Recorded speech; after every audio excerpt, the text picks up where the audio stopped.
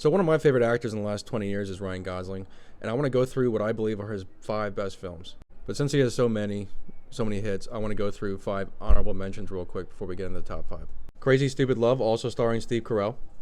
I gotta mention La La Land. I'm not a huge fan of musicals, but Emma Stone and Ryan Gosling have fantastic chemistry. Half Nelson, one of his earlier roles, he plays a school teacher with a drug addiction.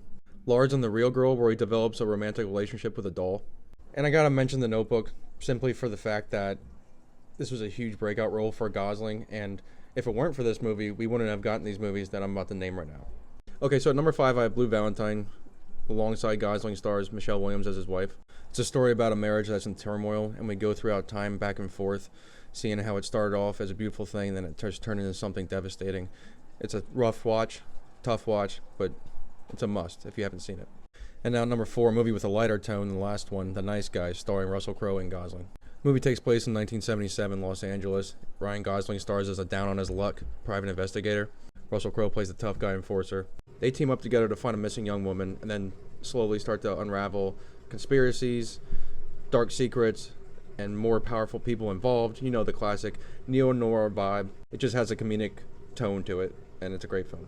And number 3, one of the most underrated movies in my opinion is The Place Beyond the Pines. Gosling plays a motorcycle stunt rider who travels with a crew year-round and finds out that he has a 1-year-old son.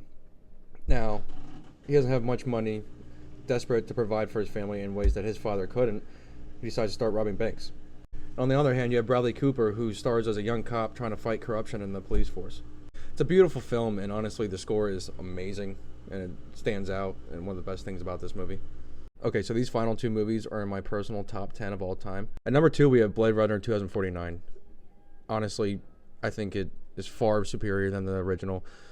I know that's a hot take, and I do love the original, but this is a visual masterpiece. Denis Villeneuve, who just directed the Dune films, directs this movie, and he has a knack for this sort of thing, and every movie just gets bigger and bigger that he comes out with.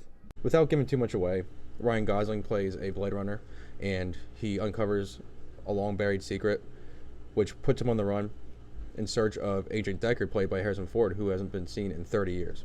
And without question, this is always going to be my number 1, possibly my number 1 movie of all time.